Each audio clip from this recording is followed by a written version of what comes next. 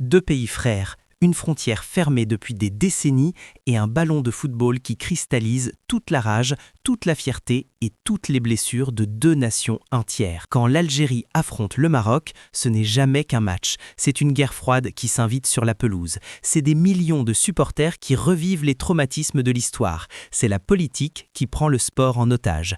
Et ce que je vais te raconter aujourd'hui, c'est comment un simple maillot de football a déclenché une bataille juridique internationale, comment un score de 5-1 hante encore les cauchemars de toute une génération et pourquoi ce derby est peut-être le plus explosif de la planète. Mais pour comprendre cette électricité, il faut remonter le temps. Bien avant la rupture diplomatique, bien avant les provocations et les sanctions, il y avait une fraternité, une vraie. En 1958, alors que l'Algérie est encore sous domination coloniale française, le Front de Libération Nationale crée une équipe de football clandestine pour porter la voix de l'indépendance sur la scène internationale. Et le Maroc, à peine indépendant lui-même, fait un choix qui va lui coûter cher. Il organise un match contre cette équipe du FLN, en pleine interdiction de la FIFA. Résultat, l'Algérie gagne 2-1 sur le terrain, mais le Maroc paie le prix fort. La FIFA le suspend pendant 1 an et lui interdit de participer à la Coupe d'Afrique des Nations 1959. Un sacrifice énorme pour soutenir un voisin en lutte. À cette époque, les deux peuples étaient unis par le sang versé contre le colonialisme. Le premier match officiel entre les deux sélections en tant qu'État souverain, c'est le 31 octobre 1965 à Alger. Score final 0-0, comme un symbole de ce qui avait devenir l'histoire de ce derby. Parce qu'après 30 confrontations officielles, le bilan est d'une précision presque chirurgicale. 10 victoires pour le Maroc, 9 pour l'Algérie et 11 matchs nuls. Aucune des deux nations ne domine, aucune ne peut revendiquer la suprématie, et c'est précisément cet équilibre qui alimente la tension. Mais dans ce bilan, il y a des scores qui ont laissé des cicatrices indélébiles. Le 5-1 de Casablanca en 1979. Ce jour-là, lors des qualifications pour les Jeux Olympiques de Moscou, l'Algérie humilie le Maroc sur ses propres terres. Et ce n'est pas n'importe quel Maroc, c'est la génération dorée, les vétérans du Mondial 1970, les champions d'Afrique 1976. 5 buts encaissés à domicile, une plaie qui ne s'est jamais vraiment refermée dans la mémoire collective marocaine. Et puis il y a le 3-1 de Sfax en 2004. Là, c'est l'Algérie qui vit son pire cauchemar. Quart de finale de la Coupe d'Afrique des Nations, les Fennecs mènent jusqu'à la 90e minute plus 6 secondes. La qualification est là, à portée de main. Et puis, tout s'effondre. Le Maroc arrache l'égalisation, pousse le match en prolongation et finit par l'emporter 3-1. Un traumatisme psychologique majeur. Des millions d'Algériens qui ont cru à la victoire pendant 90 minutes pour voir leurs espoirs s'écrouler dans les derniers instants. La réponse marocaine viendra en 2011 à Marrakech. 4-0, la plus large défaite de l'histoire pour l'Algérie dans ce derby. Les qualifications pour la CAN 2012, un score sans appel qui résonne encore aujourd'hui dans les chants des supporters des Lions de l'Atlas.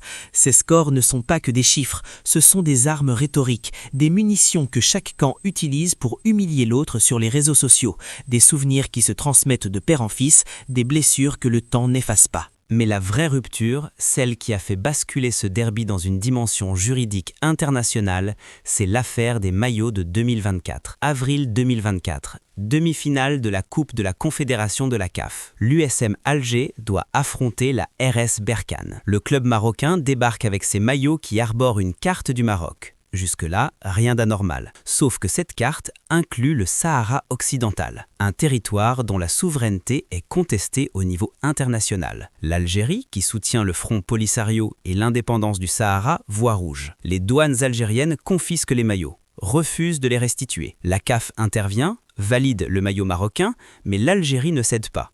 L'USM Alger refuse de jouer. Forfait. Défaite sur tapis vert. 40 000 $ d'amende. L'affaire aurait pu s'arrêter là. Mais elle a continué jusqu'au tribunal arbitral du sport, le TAS, la plus haute instance juridique du sport mondial. Et le 26 février 2025, le verdict tombe. Un verdict qui va redéfinir les règles du jeu pour tout le football africain. Le TAS rejette le recours de l'USM Alger sur la forme. Le club n'ayant pas épuisé les voies de recours internes de la CAF avant de saisir le tribunal. Mais sur le fond, le TAS donne raison à l'Algérie. Il confirme que cette carte territoriale véhicule un message de propagande politique. Une souveraineté contestée n'a pas sa place sur un maillot de football. Et surtout, le TAS condamne la CAF pour avoir violé son devoir de neutralité politique en validant ce maillot. Ce verdict change tout. Il dépouille la CAF de son pouvoir discrétionnaire de validation des symboles. Désormais, tout signe politique, que ce soit une carte, un slogan ou une représentation contestée, est banni. Le sport tente de se libérer du joug de la géopolitique. Mais peut-il vraiment y échapper? Parce que cette rivalité dépasse largement les frontières du Maghreb. Elle se vit avec une intensité décuplée dans les rues de Paris, de Marseille, de Lyon. La diaspora, ces millions de Français d'origine algérienne et marocaine, transforment chaque match en événement identitaire majeur. Pour ces jeunes qui ont grandi entre deux cultures, soutenir les Fennecs ou les Lions de l'Atlas, ce n'est pas qu'un choix sportif. C'est ce que le philosophe Paul Ricoeur appelait une identité narrative. C'est un récit de soi, une manière de négocier une identité multiple dans un contexte où la quête de reconnaissance est permanente. Ces supporters à distance effectuent des allers-retours identitaires constants entre leur quotidien français et leur héritage maghrébin. Le drapeau algérien ou marocain devient un symbole d'appartenance, un lien avec les racines, une fierté brandie face à un monde qui parfois les renvoie à leurs différences. Et sur les réseaux sociaux, la mémoire de l'histoire coloniale s'invite à chaque match.